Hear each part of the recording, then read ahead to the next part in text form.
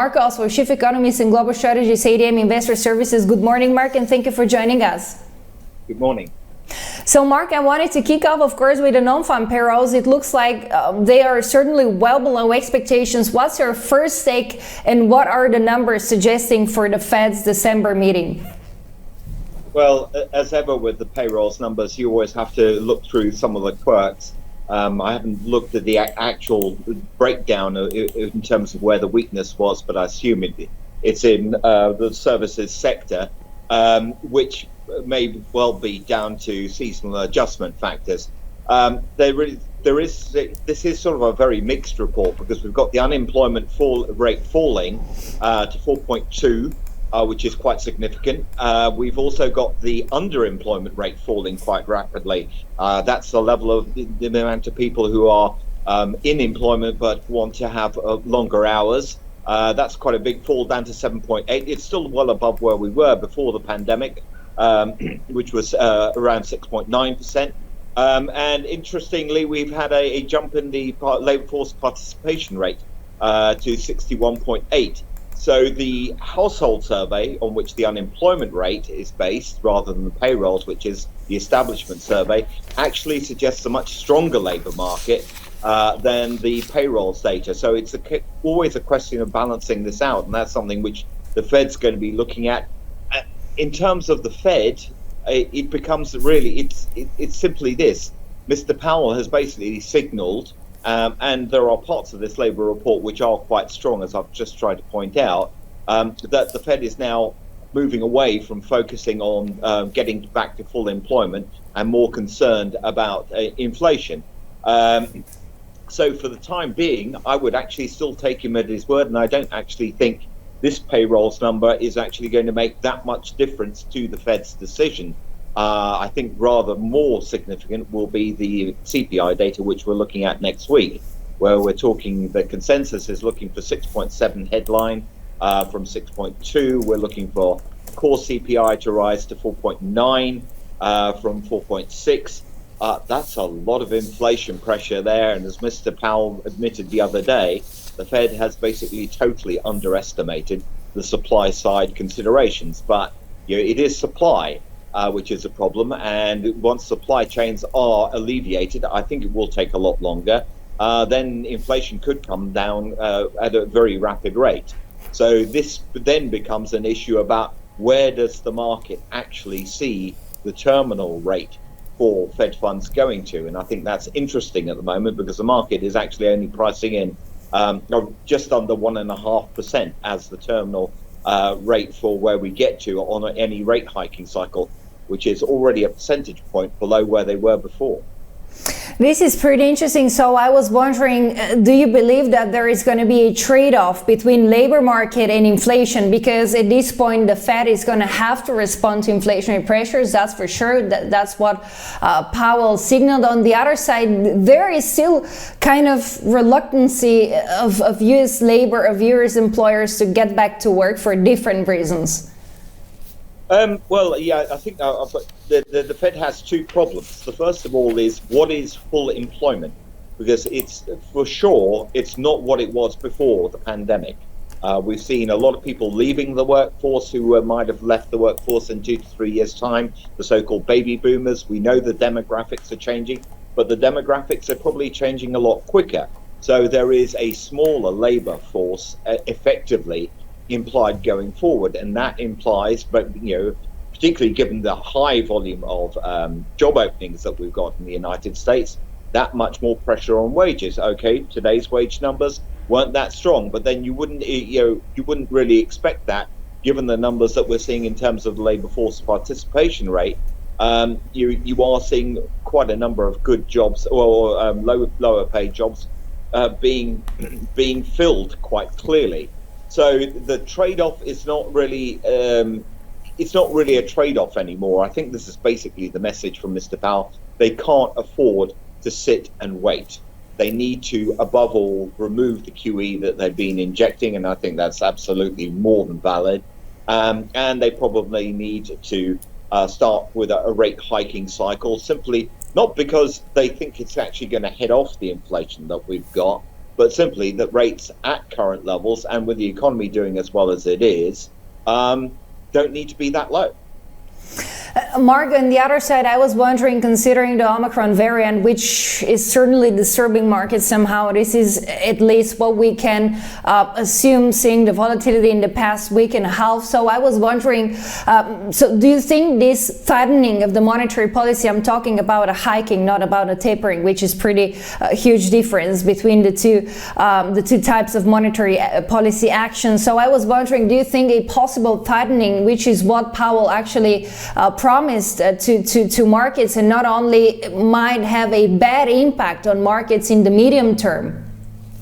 I think if markets feel that the Fed is going to be aggressive, but to be quite honest, if you look at the history of the major central banks around the world over the past 15 years, there isn't a lot of record of them getting overly aggressive. No one's going to go down the route of a Russia or a Brazil. That's just not going to happen. And in all truthfulness, if you see the thing which we probably need to keep a closest eye on, and which will be decisive, obviously we need to wait and see what the medical research comes up with in terms of how infectious and how damaging in terms of the actual amount of people getting severe effects from the newer Omicron virus are. That's going to come out around the time of the Fed and the BOE meetings, which is going to make their decisions interesting. But secondly, and this is what always is very important, the Fed is focused above all on financial market conditions. So if we see volatility continuing to rise, if we see bond yields rising, which they're not, particularly at the long end, and you see a material tightening of financial conditions, that might actually push back on the Fed's tightening cycle, because that is really what they look at most closely. If they see any particular tightening, and they're going to be even more wary because of what happened back in 2018. They went too far then, and they ignored the tightening in financial conditions, and they're not going to make the same mistake again. So all this speaks to the same sort of thing. The market may start taking umbrage to a certain extent of what the Fed's signaling in terms of a tightening timeline being brought forward, but it will then start looking at it and saying, well, yes, but if we basically create a volatile market, and particularly if you see a substantial fall in the equity market, and there are indicators out there, with the rallies that we're seeing at the moment, there's a certain lack of breadth there, which suggests a good deal of caution. You're seeing credit spreads widening. Then the Fed will basically probably suddenly come to a grinding halt.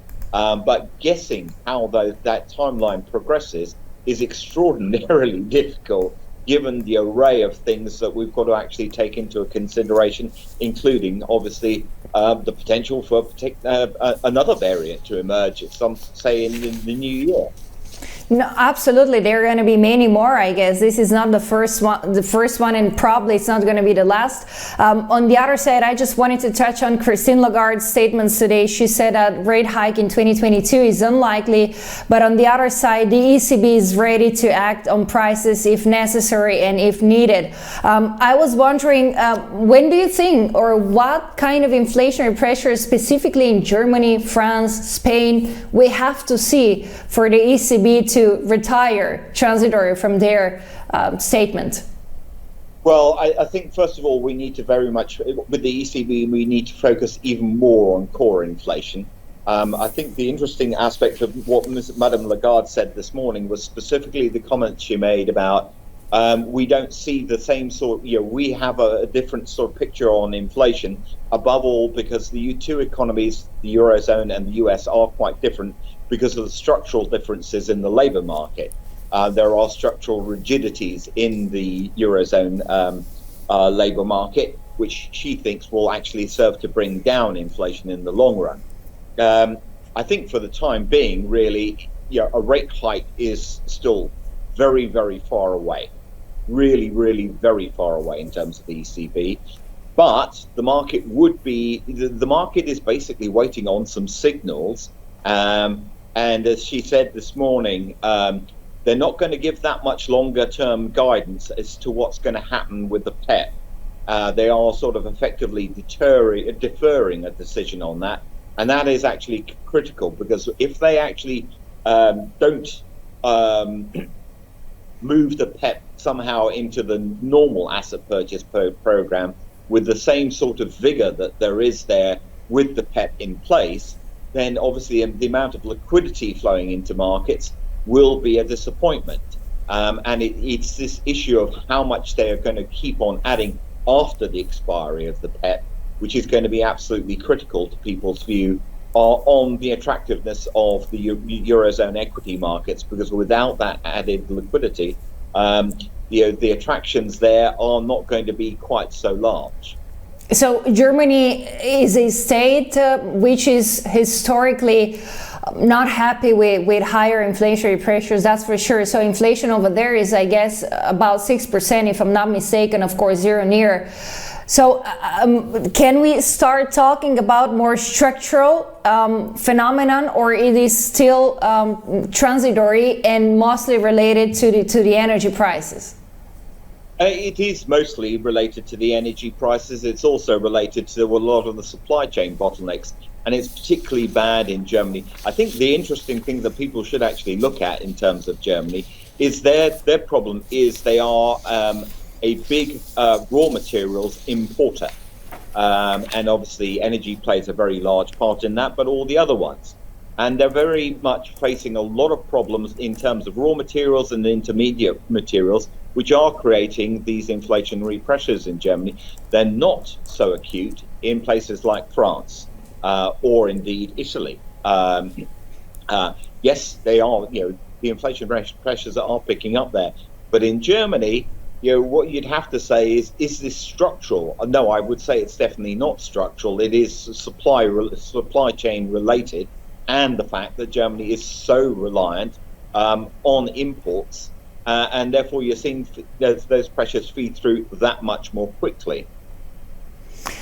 Final take, Mark, I was wondering, all these events that we are seeing, do you think, considering, of course, this uncertainty that we are witnessing specifically with the new variant, are we going to see the Christmas rally, since it's 3rd of December, not much time?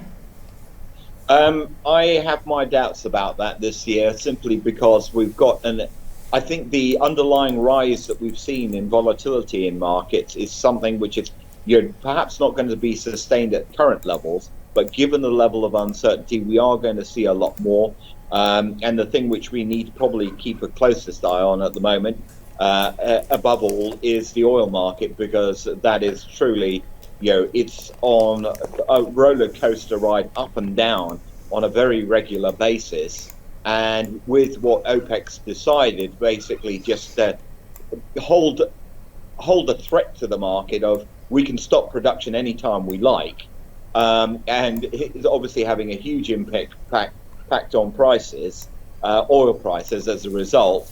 This volatility is going to be, it's just much more baked in the cake. And as we go into thinner trading conditions ahead of the year end, with banks closing their books, so we are going to be even more prone, just because of the time of the year, to that volatility, along with all the uncertainties related to Omicron, related to the overall economic outlook. The only thing I would observe in terms of all the numbers that we're getting in terms of the economy, people have basically thought most of the recovery would fizzle out by the end of the year. And now, actually, if you're looking at most of the numbers that we're seeing, even in Europe, we are showing a good deal more resilience in these economies, pretty much everywhere you look, than all the supply chain disruptions, and indeed the withdrawal of some of the stimulus is actually suggesting. Thank you very much. Marc, Ostwald, Chief Economist and Global Strategist, ADM Investor Services. Have a great weekend, Marc. Thank you.